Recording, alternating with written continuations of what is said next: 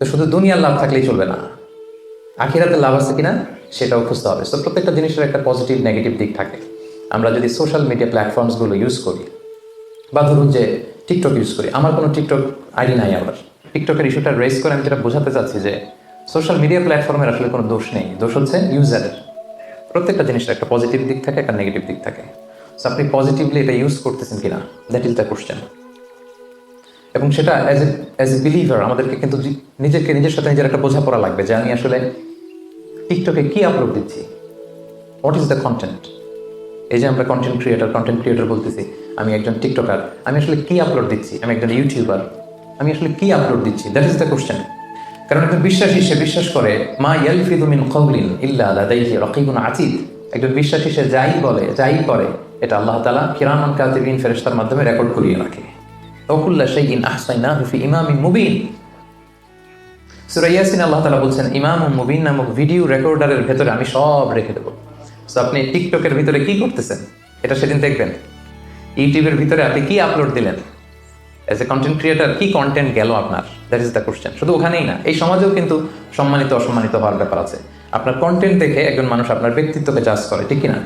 একজন মানুষ কেমন, পজিটিভ না নেগেটিভ, তার চলাফেরা, অ্যাটিটিউড, বিহেভিয়ার এটা কেমন, এটা দেখার জন্য তার সোশ্যাল মিডিয়া হ্যান্ডেলসগুলো একটু তার ফেসবুকে ঘুরে আসলে, একটা ঢুমারলে, তার ইউটিউব অ্যাকাউন্ট থাকলে সেখানে গেলে, তার স্ন্যাপচ্যাট থাকলে, তার ইনস্টাগ্রাম থাকলে, তার টিকটক থাকলে একটু ঘুরে আসলে আপনি বুঝবেন লোকটা কেমন।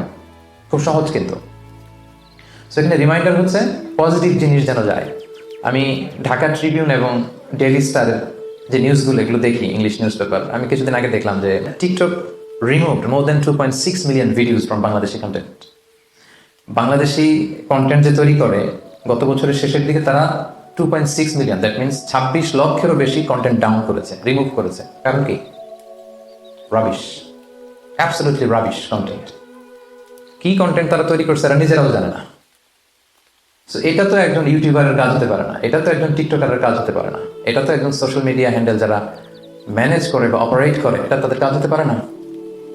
যে সমস্ত দেশের কন্টেন্ট ডাউন করা হয়েছে এর মধ্যে বাংলাদেশ 7 নম্বরে, মানে এত পরিমাণে বাংলাদেশিদের কন্টেন্ট ডাউন করা হয়েছে, এটা হচ্ছে রাবিশ টাইপের কন্টেন্ট ছিল। সো দুনিয়াতেও কিন্তু বেইজ্জতি আছে না নাই, এটা খেয়াল করবেন। আমি বলছি না যে টিকটকার ভাই যারা আছেন এখানে আপনারা আজে বাজে কন্টেন্ট দেন, এটা আমি বলছি না, অনেকে তো ভালো কন্টেন্ট দেন, আমি সেটাই বলছি আপনাকে। নিজের সাথে একটা নিজের বোঝাপড়া করেন যে আমি যে টিকটকে যে ভিডিওটা আপলোড দিলাম এটা আমার আখিরাতে কতটুকু কাজে লাগবে। এই টিকটকের কন্টেন্টগুলো নিয়ে আপনি কিয়ামতের দিন দাঁড়াবেন, ইউটিউবের ভিডিওসগুলো নিয়ে আপনি কিয়ামতের দিন আল্লাহর সামনে দাঁড়াবেন, এবং আপনার কাছে একটা ডিজিটাল আপনার এন্ড্রোস করা একটা আমলনামা দেওয়া হবে, এবং দেখে আপনি বলবেন মা লিহাযাল কিতাবি লা ইউগাদিরু সাগীরাতান ওয়ালা কাবীরাতান ইল্লা আহসাহা। এটা কেমন আমলনামা? ছোট খাটো, ওই যে টিকটক করছিলাম, ওই যে ইউটিউব ভিডিও বানাইছিলাম, ওই যে একজন একটা গালি মারছিলাম ফেসবুকে কমেন্ট বক্সে ঢুকা, এখন তো স্বাধীন, এরকম স্বাধীনতা, ঢুকে যাকে ইচ্ছা প্রাইম মিনিস্টার তো গালি দেওয়া যায়, যাকে মনে চায় দাদা আসছে গালি দিচ্ছে, যেহেতু সামনে নাই। সো আপনি যেখানে যে কমেন্টস বসিয়েছেন, যেখানে যে টেক্সট করেছিলেন, যেখানে যেটা বলেছেন, যত কন্টেন্ট আপনি ক্রিয়েট করেছেন এগুলো সব আপনার আমল নামায় সেদিন তুলে দিবে কে? আওয়াজ করে বলেন, তুলে দিবে কে?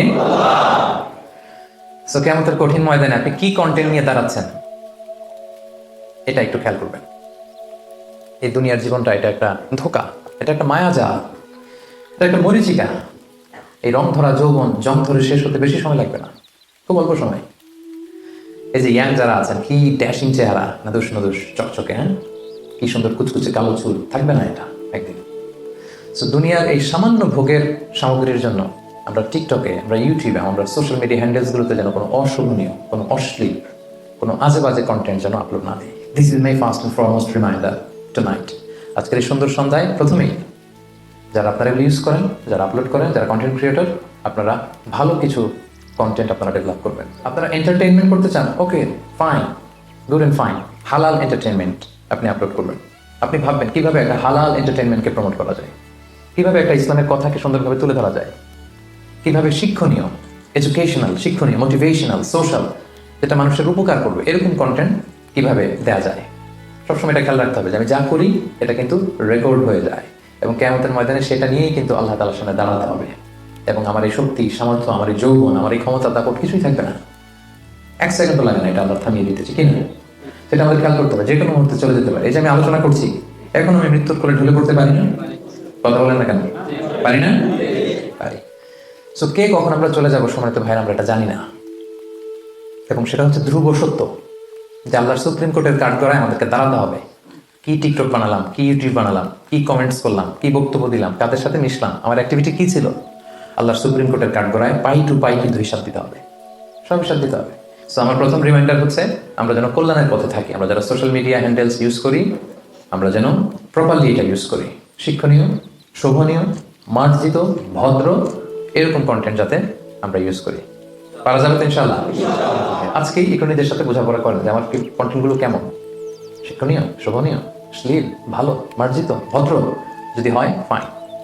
আর যদি এরকম কন্টেন্ট আমাদের না থাকে সোশ্যাল মিডিয়া হ্যান্ডেলসগুলোতে, একটু যেন নিজের সাথে বোঝাপড়া করি, একটু বোঝাপড়া করেন নিজের কাজের জন্য যেন আমরা আল্লাহর কাছে লজ্জিত হই। আমরা সবাই পাপি, কুল্লুকুম খাত্তাউন ওয়া খায়রুল খাত্তাইনা তাওয়াবুন, সবাই পাপি। আর পাপীদের মধ্যে সবচেয়ে ভালো পাপী যে পাপ করার পরে কি করে? তওবা করে। চোখের পানি ছেড়ে যেন আমরা আমাদের পাপের জন্য ক্ষমা চাই। চোখের পানি এত পাওয়ারফুল, আপনি যখন চোখের পানি ছেড়ে আল্লাহর কাছে ক্ষমা চাইবেন, আপনার চোখের পানি চোখ বেয়ে নাকের ডগা বেয়ে নিচে নামার আগেই আল্লাহ আপনার জীবনের সব গুনাহ মাফ করে দিবে। সো এটা ছিল আমার ফার্স্ট রিমাইন্ডার, আমরা যেন সুন্দর ভালো কন্টেন্ট আপলোড করি। আল্লাহ আমাদের সবাইকে তৌফিক দান করুন।